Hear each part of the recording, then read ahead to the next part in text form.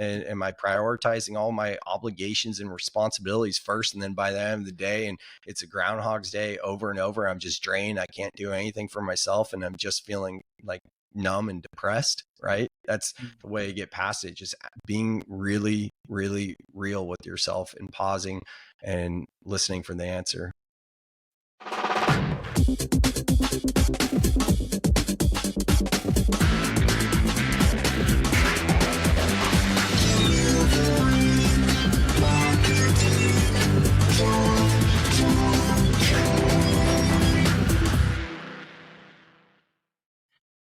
Hey there, and welcome to a brand new episode of Delivering Marketing Joy. I am your host, Kirby Hossman, and joining me today is a repeat rock star. He's a really, really good friend of mine. I'm so excited to kind of catch up. We were talking before we even started recording here today.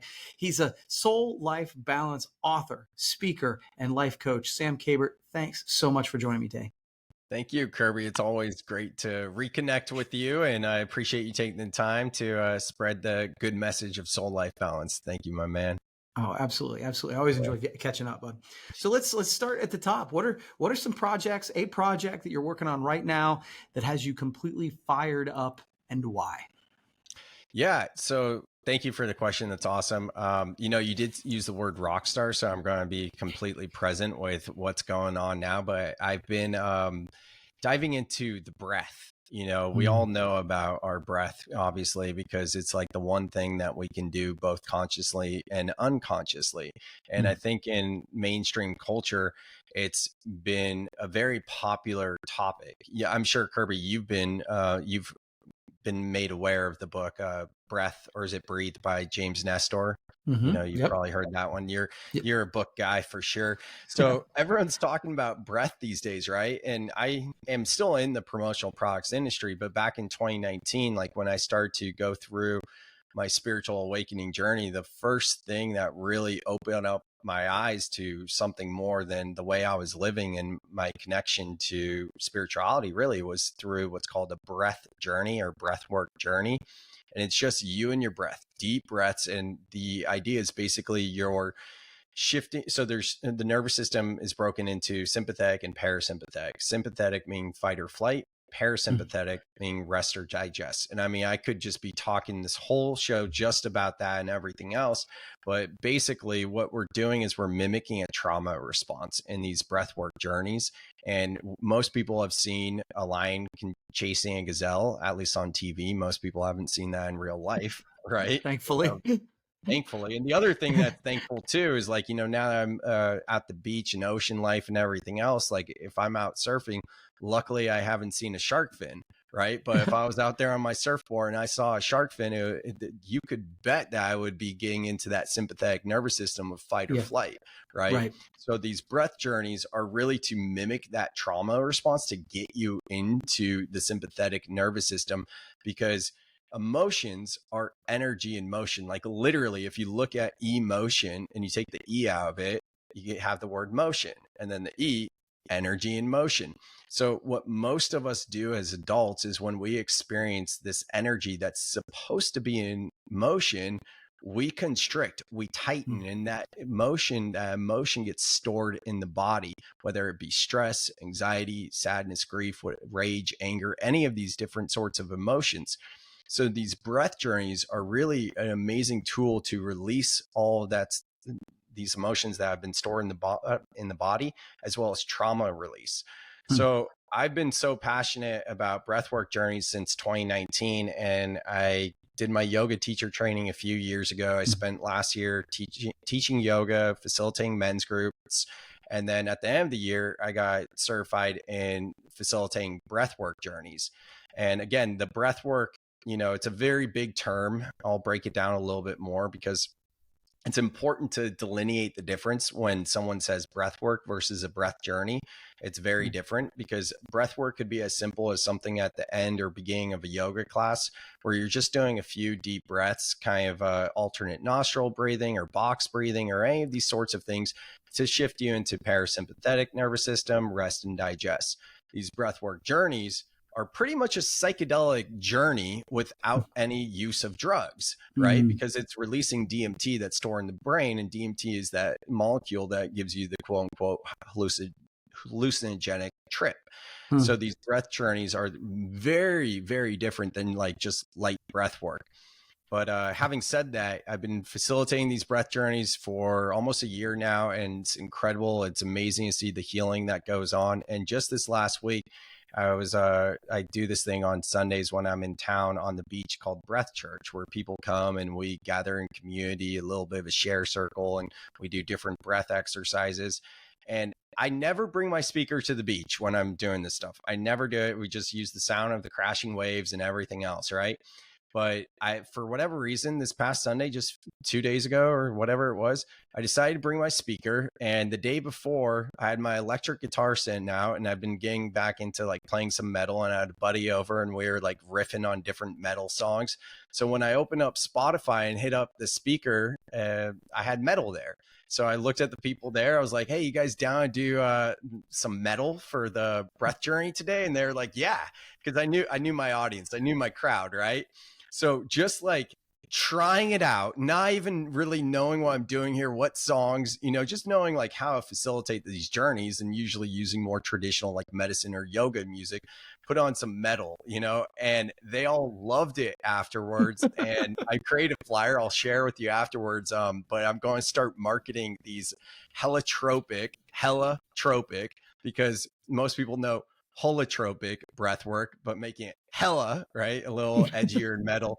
And I have like lightning in the flyer and things like that. So I'm Feels going to right. give it a try to do these like metal themed breath journeys, which a lot of it that I've been feeling into recently is like, it's an exercise of sacred rage, because we don't have expressions to let out anger and rage. And it's not enough to just let out the anger and the rage through the breath work. You got to alchemize it back. Whether it be bliss, it be love, joy, laughter, any of these sorts of things, you have to alchemize it and bring it back. So that's really alive in me at the time of this recording right now. And love to hear what comes up for you with that. That is you covered a lot of ground there. That's really cool. So, and hella, I was picking up what you were putting down there. That's good. So one of the things I like to ask people, and I'm really curious to see where you go with this, is what are some things that you struggle with? Maybe you struggle with now or you have in the past, and how have you overcome them? Yeah, that's a great one too. So the other deep dive I've been doing this year is with limiting beliefs. And, I can't believe how many people I've come in contact with recently since talking about this so much that are like, "No, I don't have any limiting beliefs." And I'm like, "Really? Okay, you must be the only perfect person on the planet, right? Yeah. Like you don't have that adversarial voice that comes through at all." Like, okay. Good for you. Yeah, right. So I've been into Dr. Joe Dispenza's work for a bit. Are you familiar with his work? I am. Yeah. He's great. Yeah, he's incredible. He's like the real life Doctor Strange for those of you that aren't familiar with Dr. Joe. But he talks about neuroscience a lot. And there's some simple stats that, I've heard you say as well. And a lot of us in this space talk about how we have 60 to 70,000 thoughts a day. 80% of those thoughts are from the day before, and 90% of those thoughts are negative. So that a lot of people know that. But when it comes to the subconscious mind and really working with the neural pathways to build new neural networks and new beliefs, there's a certain process that I've come to build based off of the teachings of Dr. Joe, along with other teachers as well that I've experienced, to kind of create my own formula. And the first thing to note is the theta brainwave state. And normal throughout the day, we're usually operating in beta. There's 3 different forms of beta: low, mid, and high. It's not important for this specific situation to talk about beta.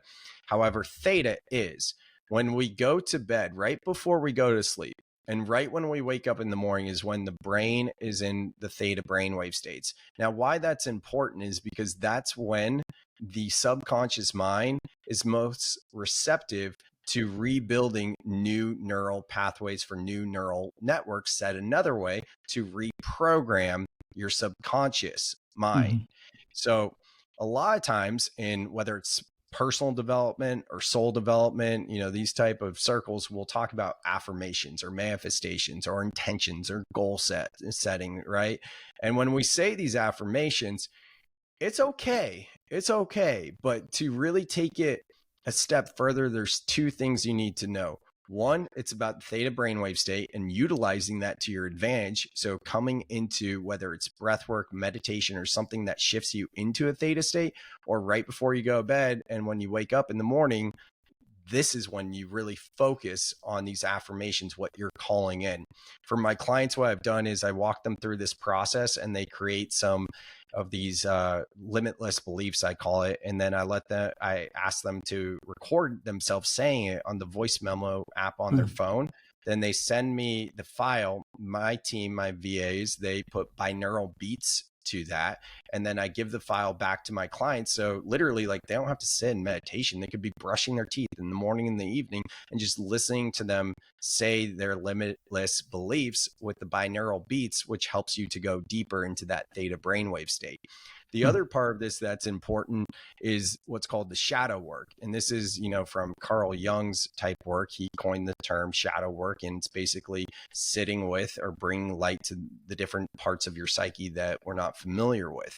And in spiritual circles, when we say doing the work, a lot of times what we're talking about is shadow work, right? So it's so important to dive into whatever the limiting belief or old negative narrative and story is, because once you identify that piece of programming, you can sit with it, which I typically recommend in meditation. And I have a guided meditation that I walk people through.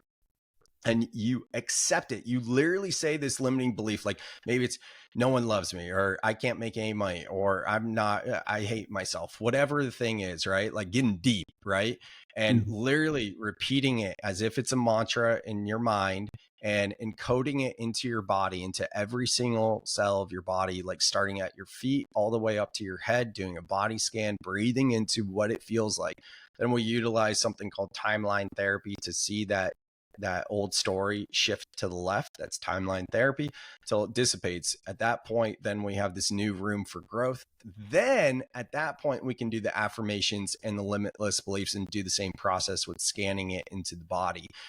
So these are like my 1-2 punch that I've been so focused on this year. And I've been going through, like I told you before we hit record, one of the hardest times in my life, which kind of led me to both of these works, these different types of things, because I've needed to apply it to myself and being like, damn, how is it that I can have this story of this is one of the hardest times in my life yet?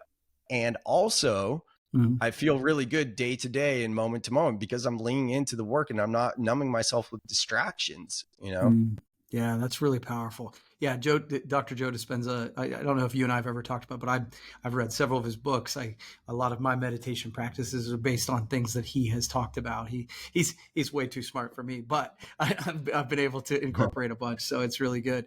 So I guess speaking of that, what's something that you recommend people start doing today that make their life better? Yeah, I think it's just how can I feed my soul today, or how can I honor myself? How can I whatever the question is for you. Some people's soul doesn't resonate. If you're working with self-love, which I think most of us are, if we're really being honest with ourselves, like, and we look at the way we show up in the world, like, a lot of times that drive that we have, I can speak for myself, is coming from a lack of love, right? So for me, a couple of years ago, I literally started every single morning in bed, putting my left palm on my heart, my right palm on my belly, breathing into it and saying, I love myself. I love myself. I love myself. And I mean, I still come back to that, and I think the other side of it, how can I feed my soul today? This is my message of soul life balance, being like work-life balance doesn't allow for our mental health. It's all in the archetypal energy of yang, how we show up, responsibilities, obligations. Soul life balance has that yin, that you put that first and foremost.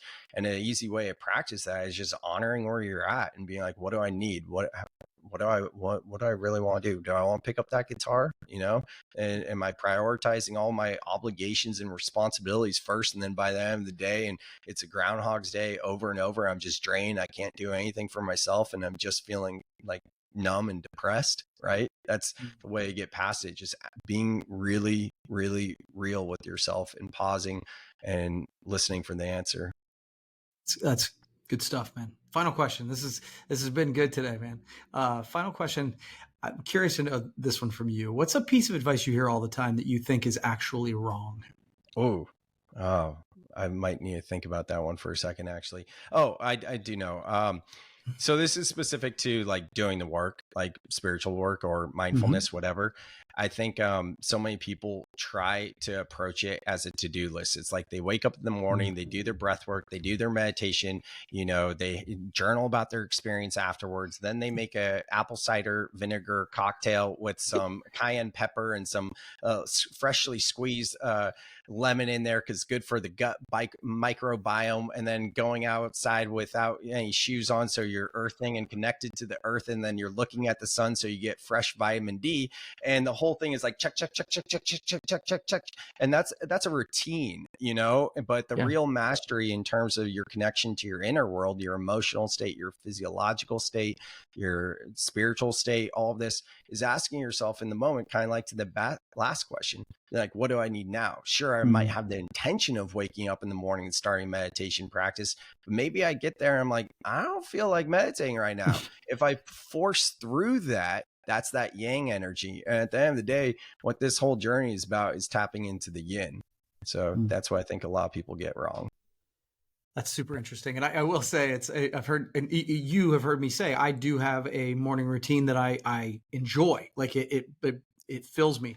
But I will say that the more you read about personal development, like some of these folks, their morning routine, it's going to be 4 p.m. before you get done with the morning Yeah. routine and be able to do anything, like it's good stuff. But at some point, you know, Yeah, it I can't think I just be think the it's morning great. routine.